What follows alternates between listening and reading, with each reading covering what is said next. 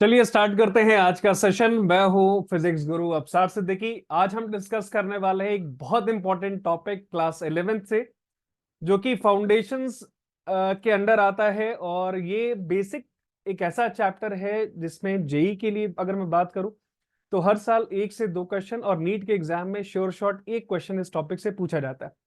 बहुत important topic है ये। टॉपिक का नाम है ऑसिलेशन। इस चैप्टर को मैंने 3 सेशन में डिवाइड किया है, तो आज बेसिक हम कंटेंट इसका देखेंगे। आज हम बात करने वाले हैं कि कितने तरह के मोशन होते हैं, टाइप्स ऑफ मोशन कौन से होते हैं। फिर हम बात करेंगे कुछ एसएचएम के बारे में। एसएचएम से रिलेटेड जितने भी टर्म्स एंड टॉपिक हैं वो हम डिस्कस करेंगे। और हम बात करेंगे इसमें डिफरेंशियल इक्वेशन कैसे कैलकुलेट करते हैं। तो आज के सेशन का ये बेसिक कंटेंट है, ऑसिलेशन। सबसे पहले हम इसके इंट्रोडक्शन में आते हैं और हम समझते हैं कि मोशन कितने तरह का होता है, what is motion basically.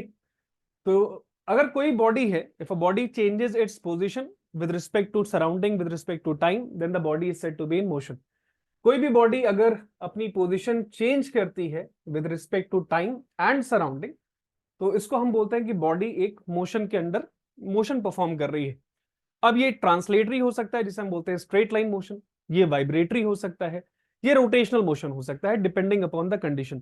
But अगर बॉडी अपनी पोजीशन चेंज कर रही है with respect to surrounding with respect to time, हम बोलेंगे बॉडी मोशन में। कितने तरह के मोशन हमने ऑलरेडी देख रखे हैं। तो types of motion that we have already studied, तो इसमें सबसे पहला आता है जिसे हम बोलते हैं ट्रांसलेटरी मोशन। ट्रांसलेटरी मोशन को ही हम बोलते हैं straight line motion. Straight line motion ये एक ऐसा मोशन है जहां पर न्यूटन के 3 इक्वेशंस वैलिड है। ये ऑलरेडी आपने पढ़ा हुआ है। कौन कौन सी इक्वेशंस वैलिड है? v is equal to U plus A T. दूसरी इक्वेशन है s is equal to U T plus half A T square. And third equation v square is equal to U square plus 2as। ये तीनों equations valid है। Translatory motion, so it is a motion in which the particle move from one place to another place. ये देखिए कुछ इस तरह से body एक पोजीशन से दूसरी पोजीशन पे जा रही है स्ट्रेट लाइन में, तो ऐसे मोशन को हम बोलते हैं स्ट्रेट लाइन मोशन या ट्रांसलेटरी मोशन। ठीक है, चीजें क्लियर हो गई। नेक्स्ट मोशन हम बात करेंगे जिसे हम बोलते हैं रोटेशनल मोशन। बहुत इंपॉर्टेंट टॉपिक, रोटेशनल मोशन। इसमें बॉडी एक फिक्स एक्सिस के अबाउट रोटेट करती है, जैसे मूवमेंट ऑफ फैन।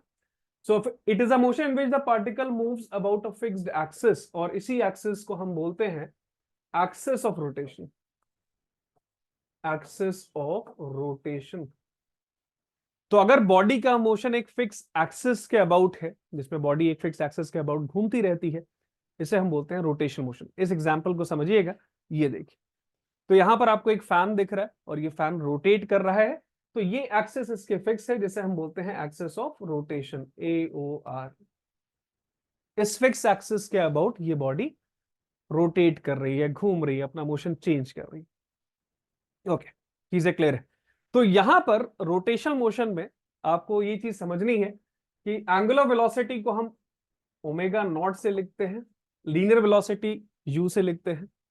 हम v को रिप्लेस कर देते हैं बाय लेटर ओमेगा, a को रिप्लेस करते हैं अल्फा से, और s को रिप्लेस कर देते हैं थीटा से। s को रिप्लेस करते हैं थीटा से। तो अगर मैं इसकी जनरल इक्वेशन बनाऊं तो यहां पर देखिए इक्वेशन कैसे चेंज हो जाती है। v is equal to U plus A T, V is equal to U plus A T. आप इसको क्या लिख सकते हो? तो v की प्लेस पर हम लिख सकते हैं ओमेगा। तो omega is equal to omega naught plus alpha into T. Omega is equal to omega naught plus alpha into T. Similarly अगर मैं बात करूं सेकेंड इक्वेशन की, second equation s is equal to U T plus half A T square, तो मैं s को क्या लिख सकता हूं? थीटा। तो s को मैं रिप्लेस करूंगा थीटा से। u initial velocity omega naught T plus half alpha T square. ये देखिए सेकेंड इक्वेशन आपका चेंज हो गया। इसी तरह से मैं थर्ड इक्वेशन को भी चेंज कर सकता हूं इस फॉर्म में। थर्ड इक्वेशन आपने क्या पढ़ा? V square is equal to U square plus 2as। तो v को मैं रिप्लेस कर दूंगा ओमेगा से, तो omega square is equal to omega naught का square plus twice alpha theta, plus twice alpha theta. तो omega square is equal to omega naught का square plus twice alpha theta. ठीक है, चीजें आपको क्लियर हो गई। आगे चलते हैं। नेक्स्ट हम बात करेंगे, now we see a new type of motion. तो यहां पर एक नया हम टाइप ऑफ मोशन देखेंगे जिसे हम बोलते हैं ऑसिलेटरी मोशन। तो ये ऑसिलेटरी मोशन है। तो ऑसिलेटरी मोशन क्या होता है इसको समझते हैं। तो बेसिकली ये टू एंड फ्रो मोशन है, या बैक एंड फोर्थ मोशन कहते हैं। टू एंड फ्रो मोशन और बैक एंड फोर्थ मोशन। अगर आपने पेंडुलम का मोशन देखा है तो बॉडी मीन पोजीशन के about to and fro motion करती है। अगर मैं एक स्प्रिंग ले लूं कुछ इस तरह से, एक स्प्रिंग ले लूं, उसको वर्टिकल डिस्प्लेसमेंट दूं या हॉरिजॉन्टल डिस्प्लेसमेंट दूं, अगर उसके साथ एक मास अटैच है तो आप देखोगे कि वो टू एंड फ्रो मोशन करता है कुछ इस तरह से। ये देखिए, मैं इसकी बात कर रहा था। आपने एक स्प्रिंग लिया, उसको एक मास से अटैच कर दिया, और जैसे ही आप इसको राइट हैंड साइड पर फोर्स लगाते हो, ये है बेसिकली एक्सटर्नल फोर्स, तो ये स्प्रिंग मूवमेंट शो कर देती है। देख रहे हैं, टू एंड फ्रो मोशन कर रही है, basically back and forth motion कर रही है। और इस पोजीशन को हम बोलते हैं मीन पोजीशन। ये कहलाता है मीन पोजीशन। ये है एक्सट्रीम पोजीशन, जहां तक मैक्सिमम स्ट्रेच होती है। तो मीन से एक्सट्रीम पर जाएगी, फिर ये एक्सट्रीम पर जाएगी, वापस से मीन पर आएगी। तो ये जो मोशन आप देख रहे हो बैक एंड फोर्थ मोशन, इसी को हम बोलते हैं oscillatory motion.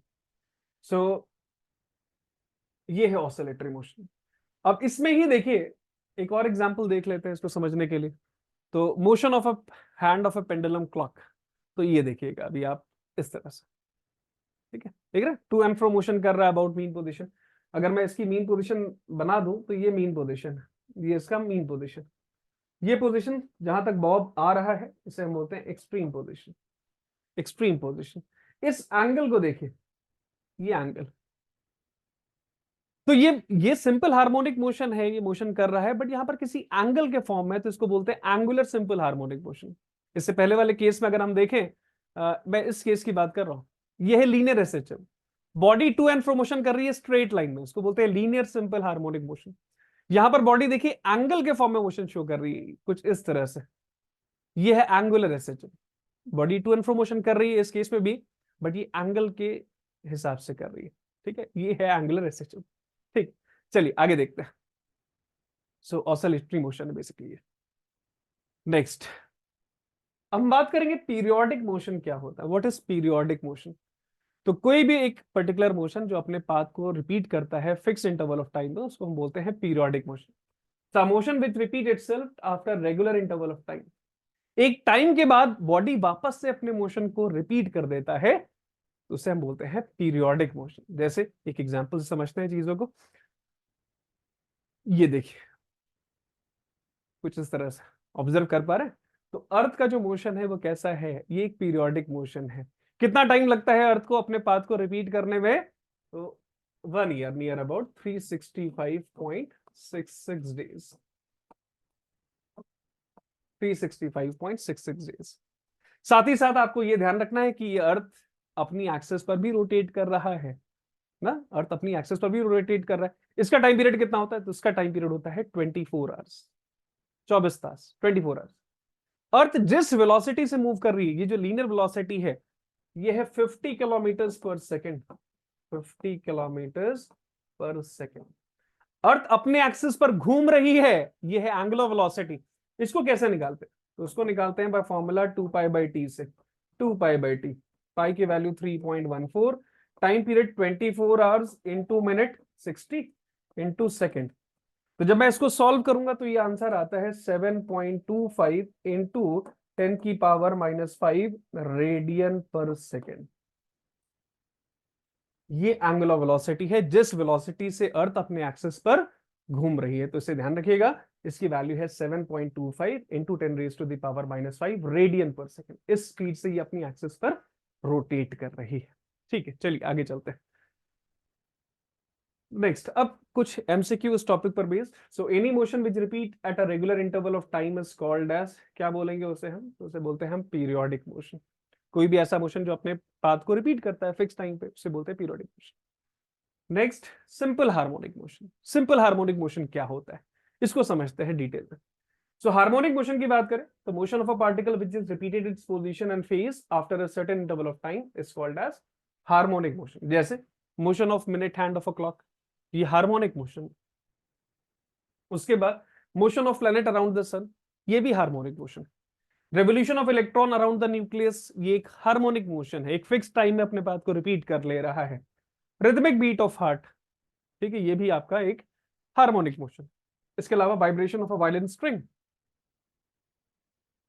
String producing a musical note, तो ये भी आपका एक हार्मोनिक मोशन है। टू एंड फ्रो मोशन है, एक फिक्स पर्टिकुलर टाइम में अपने पाथ को रिपीट कर रहा है।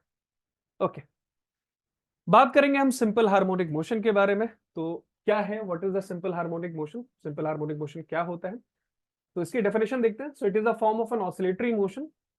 अब इसके लिए दो कंडीशंस इंपॉर्टेंट है। पहली कंडीशन जो आपको ध्यान रखनी है, that is magnitude of force is directly proportional to distance, या F is directly proportional to x.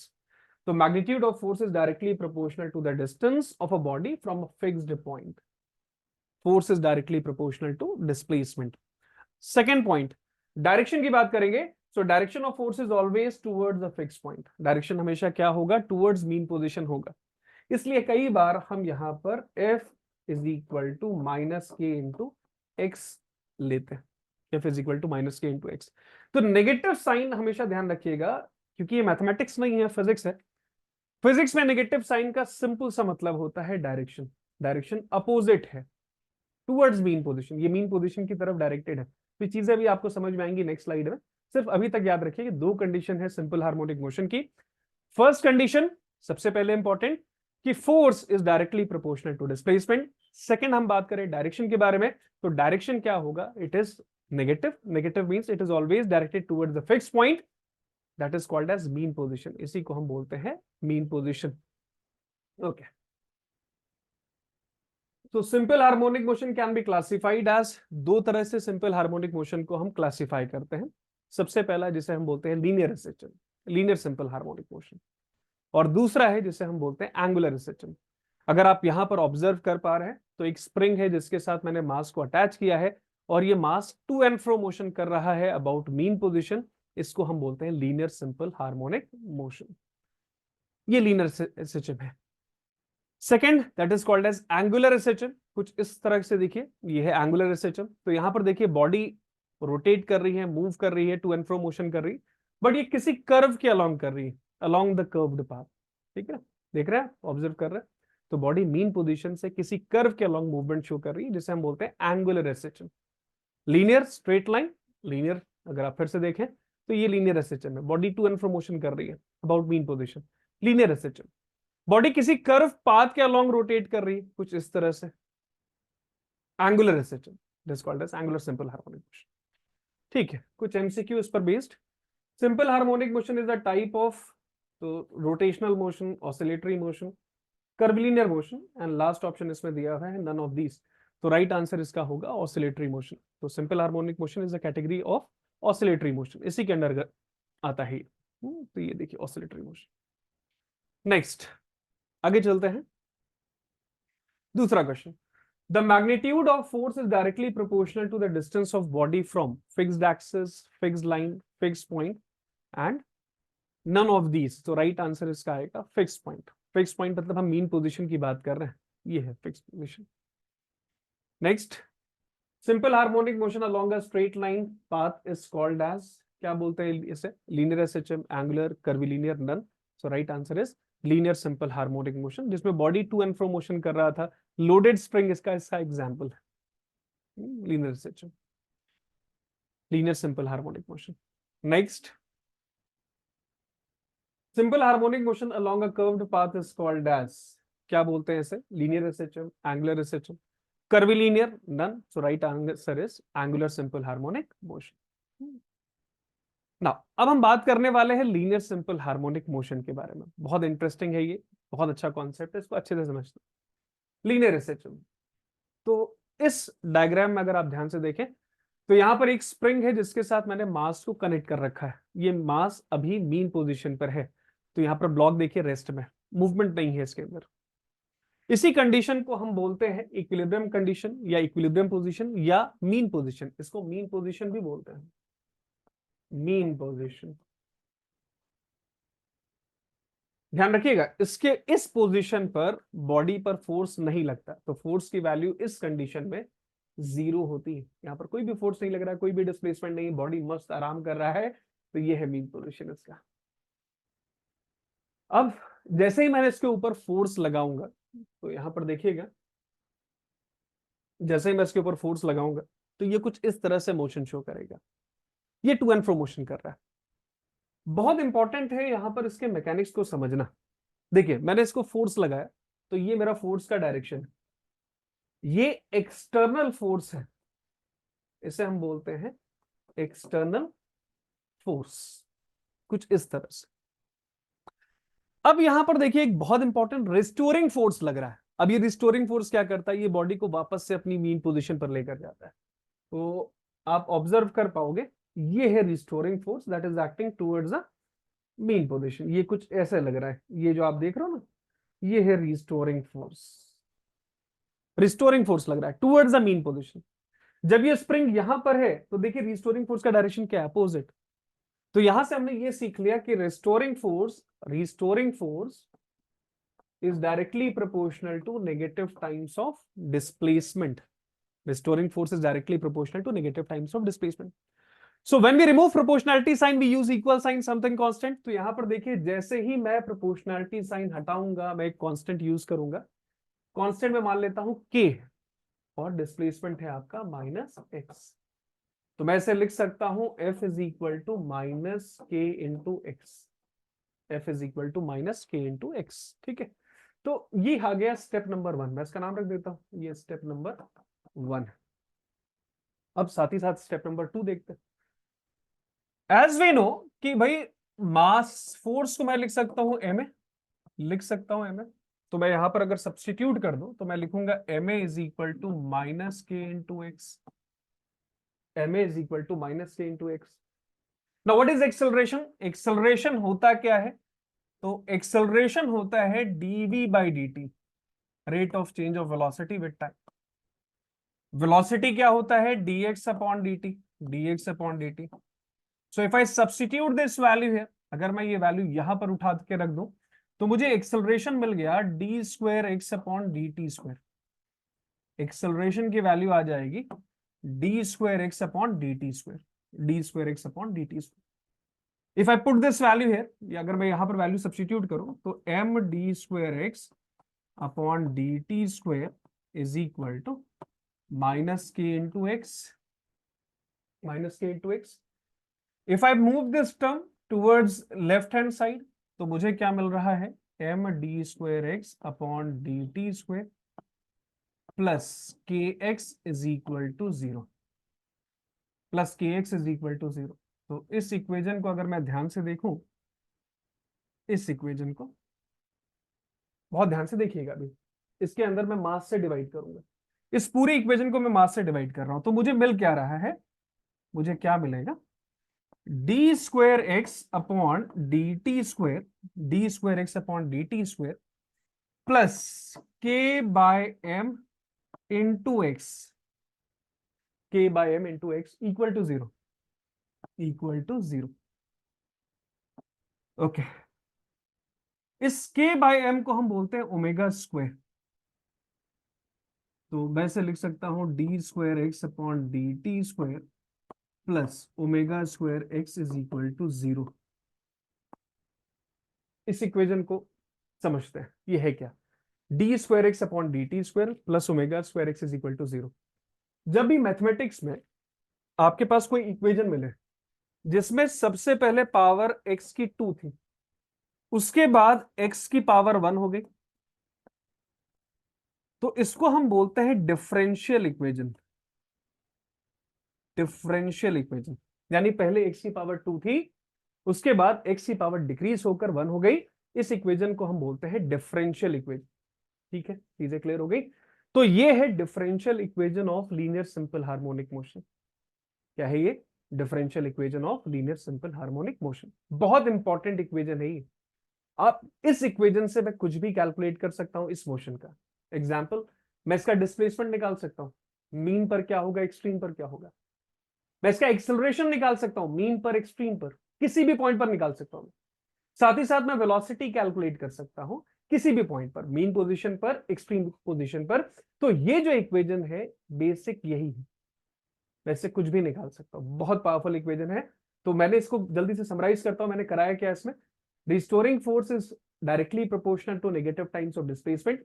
Negative क्यों लिया, क्योंकि बॉडी के ऊपर जो फोर्स लग रहा है जिसकी वजह से ये बॉडी हमेशा मीन पोजीशन की तरफ आ रहा है, सो ये है नेगेटिव साइन। नेगेटिव ये बोलता है कि body is directed towards the mean position, restoring force is directed towards the mean position. Okay, so when you remove proportionality sign we use equal sign something constant, यहां पर हमने k use किया है, F is equal to minus K into X कर दिया। Force as we know F is equal to ma होता है। मैं एक्सेलरेशन को लिख सकता हूं dv by dt, dv by dt। मैं वेलोसिटी को लिख सकता हूं dx upon dt। If I substitute this value तो मुझे मिल जाएगा d square x upon dt square, ये एक्सेलरेशन की वैल्यू आ गई। अब इस वैल्यू को उठाइए वापस से सेम इक्वेशन, जनरल इक्वेशन में पुट करिए, तो मुझे क्या मिला, m d square x upon dt square plus k x equal to 0। Now मैं इसको इस फॉर्म में कन्वर्ट करूंगा, डिफरेंशियल इक्वेशन के फॉर्म में। तो मैं मास से इसको डिवाइड कर रहा हूं, तो जैसे ही मैंने मास से डिवाइड किया मुझे इक्वेशन क्या मिल गई, D square x upon D T square plus omega square X is equal to 0। तो ये है सारा concept related to differential equation. ठीक है, चीजें क्लियर हो गई, आगे चलते हैं। नाउ एक बार डिफरेंशियल इक्वेशन आपको चीजें समझ में आ गई तो आप इससे कुछ भी निकाल सकते हो।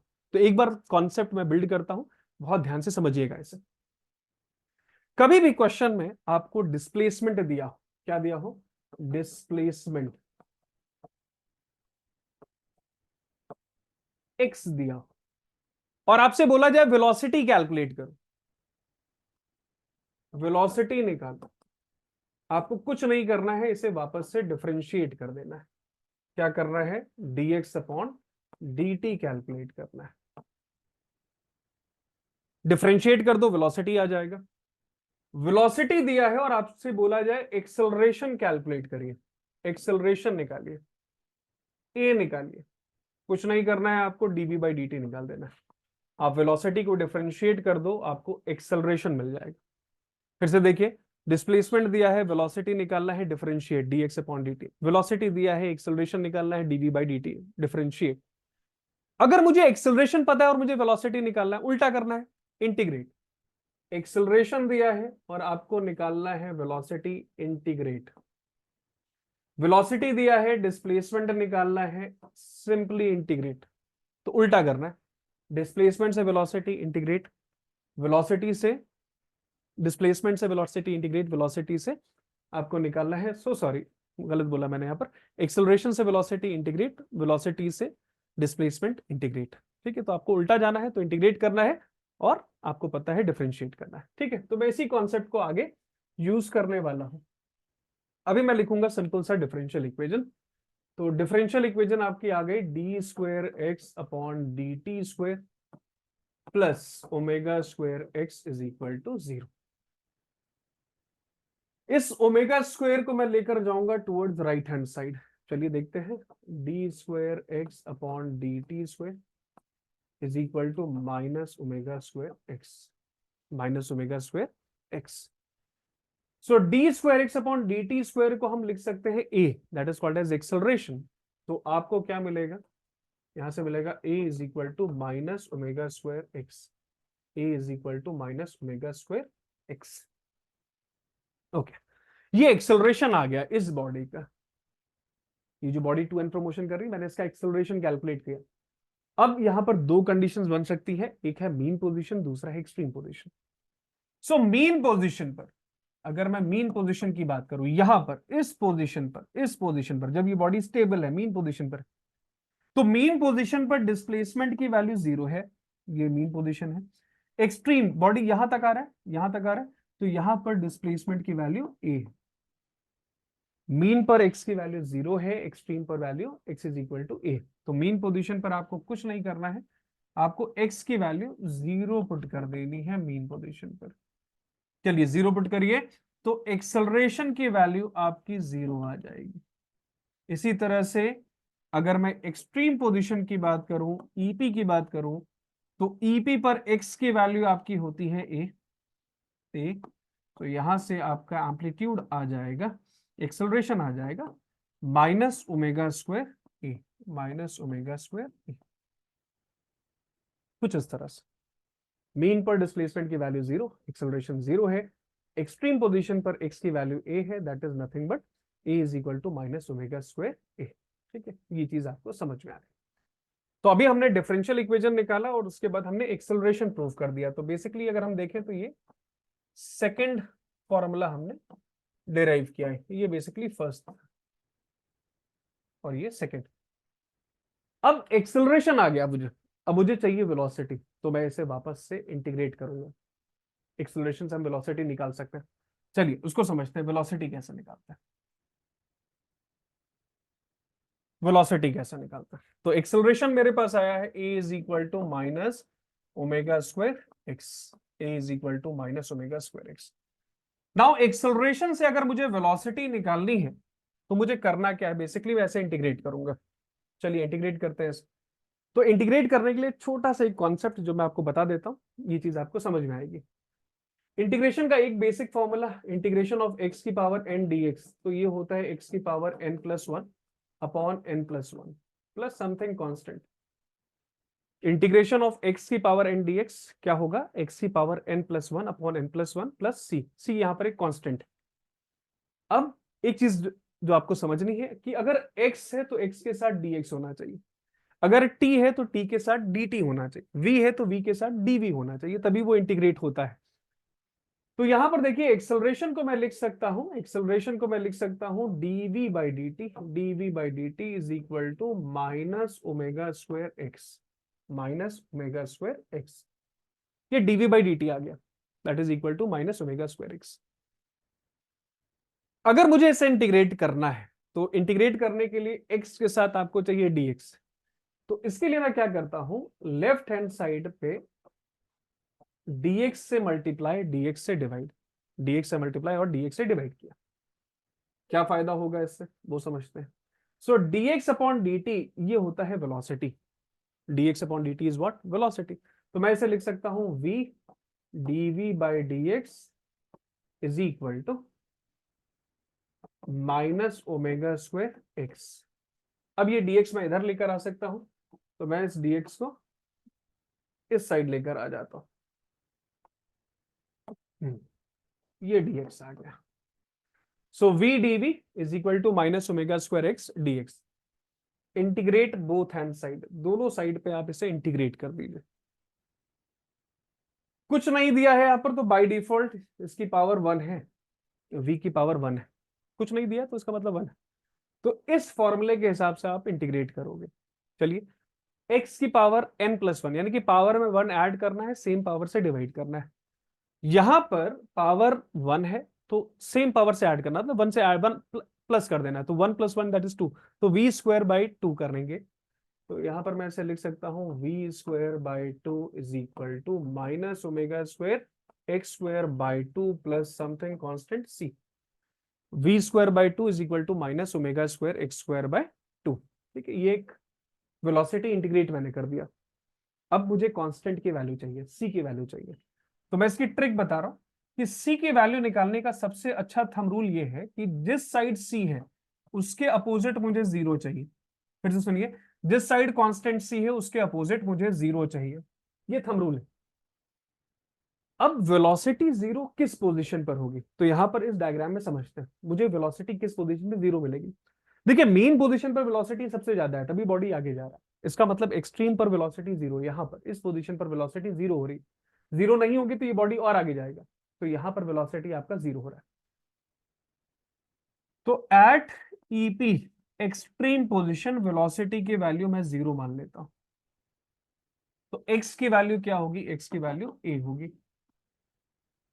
अब इन दोनों चीजों को आपको यहां पर सब्स्टिट्यूट करना है, तो यहां पर देखिए zero is equal to minus omega square a square by two plus c. इस टर्म को मैं इस साइड लेकर आऊंगा तो omega square a square by two is equal to c. If I substitute this value in the above equation, अगर मैं इसको उठा करके यहां पर सब्स्टिट्यूट कर दूं तो मुझे क्या मिलेगा वो समझते हैं। तो मुझे मिलेगा v square by two is equal to minus omega square x square by two plus constant, constant की वैल्यू, कांस्टेंट यहां से मुझे मिल गया omega square a square by two. Omega square a square by 2। Now 2 को आप cancel कर दीजिए, ये देखिए 2 आपका कैंसिल आउट हो गया। तो मुझे क्या मिल रहा है, v square is equal to, positive को पहले मैं लिख देता हूं, ओमेगा स्क्वायर ब्रैकेट में ए स्क्वायर माइनस एक्स का स्क्वायर। मुझे वेलोसिटी चाहिए, मैं वेलोसिटी में इंटरेस्टेड हूं, तो मैं क्या करूंगा, रूट लगा दूंगा। तो v इज इक्वल टू क्या आ गया, v इज इक्वल टू आपका आ गया omega root of a square minus x का square. v is equal to omega root of a square minus x का स्क्वायर। अब इसमें दो कंडीशन बन सकती है, velocity at mean position, velocity at extreme position. जैसे मैं बात कर रहा हूं, एक्सट्रीम पर हमेशा वेलोसिटी 0 आनी चाहिए, क्योंकि बॉडी यहां पर रुक जाता है। तो दो कंडीशंस हम यहां पर पुट करेंगे, मीन पोजीशन और एक्सट्रीम पोजीशन, मीन पोजीशन और एक्सट्रीम पोजीशन।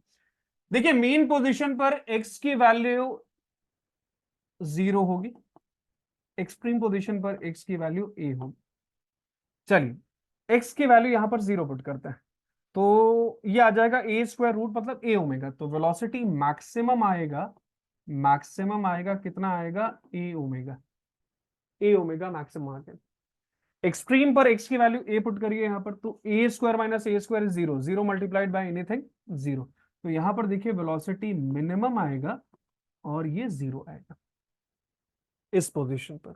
एक्सट्रीम पोजीशन पर वेलोसिटी मिनिमम है, 0 है। ठीक है, आई होप ये सबको कॉन्सेप्ट समझ में आ गया। चलिए एक चीज और हम इसमें कैलकुलेट करेंगे, दैट इज डिस्प्लेसमेंट। अब हम इसका डिस्प्लेसमेंट भी कैलकुलेट कर सकते हैं, डिस्प्लेसमेंट। तो डिस्प्लेसमेंट निकालने के लिए आपको वेलोसिटी का फॉर्मूला पता होना चाहिए। आपने ये ऑब्जर्व किया होगा कि एक फॉर्मूला यहां पर दूसरे के साथ इंटरलिंक्ड है। जैसे डिफरेंशियल इक्वेशन से एक्सेलरेशन निकाला, एक्सेलरेशन का फॉर्मूला पता था तो मुझे वेलोसिटी आ गया, वेलोसिटी मुझे पता है तो मैं डिस्प्लेसमेंट निकाल ले जाऊंगा। चलिए देखते हैं इसे। तो velocity v is equal to omega root of a square minus x का स्क्वायर, ये फॉर्मूला है। इंटीग्रेट करना है मुझे, तभी मुझे मिलेगा डिस्प्लेसमेंट। वेलोसिटी है और मुझे चाहिए डिस्प्लेसमेंट, तो इंटीग्रेट कर दूंगा मैं, मुझे मिल जाएगा x। वेलोसिटी को मैं लिख सकता हूं dx upon dt, dx upon dt। तो dx upon dt is equal to omega root of a square minus x का square, a square minus x का स्क्वायर। मैं इसको आगे कैसे लिख सकता हूं, वैसे लिख सकता हूं dx upon root of a square minus x का square is equal to omega into dt, omega into dt। Integrate करेंगे सर, इंटीग्रेट करेंगे तो dx upon root of a square minus x का स्क्वायर ये होता है sine inverse x upon a. मैं इसे लिख सकता हूं sine inverse x upon a is equal to omega 1 dt का होता है t, प्लस यहां पर हम कोई कांस्टेंट यूज कर लेते हैं अल्फा। कांस्टेंट मैंने यहां पर चेंज किया है ताकि आप कंफ्यूज ना हो। मैं सी भी ले सकता था, मैं यहां पर अल्फा ले लेता हूं। ये बेसिकली फेज एंगल कहलाता है, आगे हम समझेंगे ये क्या होता है। So omega t plus alpha. अब मुझे यहां से साइन को हटाना है, मुझे साइन नहीं चाहिए। तो इसका रूल ये रहता है कि भाई आप साइन से मल्टीप्लाई कर दो। तो sine inverse x upon a is equal to sine omega t plus alpha, sine omega t plus alpha. Sine से साइन इनवर्स कैंसिल आउट हो जाएगा, ये इसके साथ कैंसिल होगा ही। तो मुझे मिलेगा क्या, एक्स अपॉन ए, क्या मिल रहा है मुझे यहां से, x upon a is equal to sine omega t plus alpha. X upon a is equal to sine omega t plus alpha. तो x इज इक्वल टू मैं लिख सकता हूं, x इज इक्वल टू मैं लिख सकता हूं a sine omega t plus alpha. यहां से देखिए आपको क्या मिलेगा, x is equal to a sine omega t plus alpha. ये देखिए ये डिस्प्लेसमेंट का आपका इक्वेशन आ गया, x is equal to a sine omega t plus alpha. यहां पर भी दो केसेस बन सकते हैं, मीन पोजीशन और extreme position, mean position and extreme position, mean position और एक्सट्रीम पोजीशन। मीन पोजीशन के लिए आप इसका एग्जांपल ले लो, ये वाला एंगुलर एसएचएम वाला, ये मीन पोजीशन। और ये एक्सट्रीम पोजीशन है, बॉडी इसके ऊपर जाएगा तो फिर ये सिंपल हार्मोनिक मोशन नहीं रहेगा, ये सर्कुलर मोशन हो जाएगा। तो बॉडी यहां से स्टार्ट कर रहा है मोशन, इसका मतलब यहां पर अल्फा की वैल्यू 0 थी मीन पोजीशन पर, इस पोजीशन पर अल्फा की वैल्यू 90 है, 90 है जिसे हम बोलते हैं एक्सट्रीम पोजीशन। तो मीन पोजीशन पर आपको अल्फा की वैल्यू यहां पर पुट करनी है 0। चलिए पुट करिए, तो आपको क्या मिलने वाला है, x is equal to a sine omega t, x is equal to a sine omega T.